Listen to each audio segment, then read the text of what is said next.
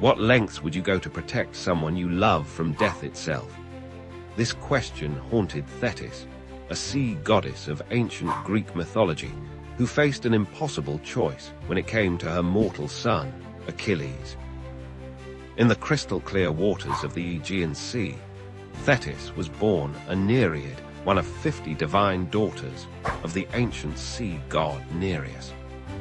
Beautiful and powerful, she caught the attention of both Zeus and Poseidon. Yet fate had different plans for her love life. A prophecy revealed that Thetis would bear a son greater than his father.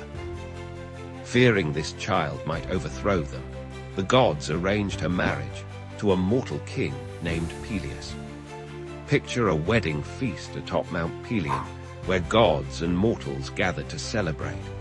Thetis, though divine, found herself bound to a mortal husband. This union of immortal and mortal would soon produce a child whose name would echo through the ages, Achilles. From the moment of his birth, Thetis knew her son was special. He possessed strength, beauty, and skill beyond ordinary mortals. But there was one bitter truth that tormented her divine heart. Unlike her, Achilles was born mortal. The thought of her beloved child aging, withering, and eventually dying was unbearable for the goddess. Driven by maternal love and divine determination, Thetis devised a bold plan to grant her son immortality. She knew of an ancient ritual. By dipping a child in the waters of the River Styx, the river separating the world of the living from the dead, one could become invulnerable. The waters would render flesh as impenetrable as the finest bronze armor.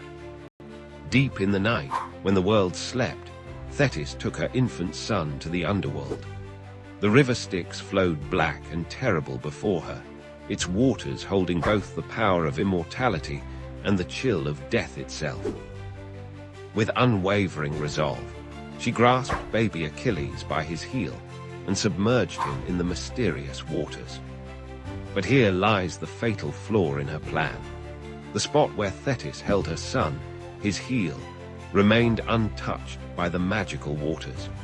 This small patch of vulnerability would later give rise to the phrase Achilles' heel, which we still use today to describe a person's point of weakness despite overall strength. Some versions of the myth tell a different tale.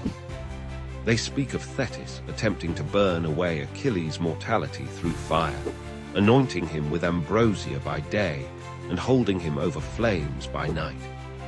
In these accounts, Peleus discovered her ritual and, misunderstanding her divine purpose, interrupted the process before immortality could be achieved.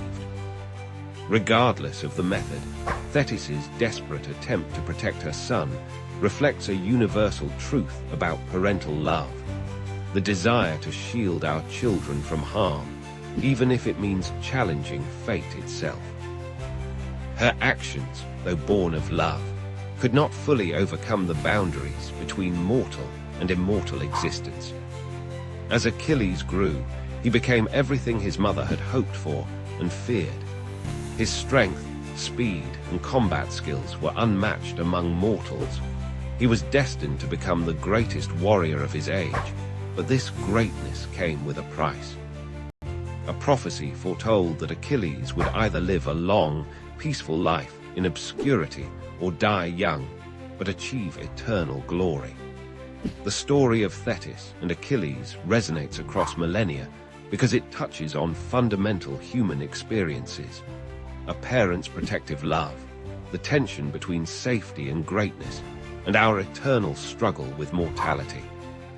Thetis's attempt to make her son immortal represents humanity's age-old dream of transcending our mortal limitations.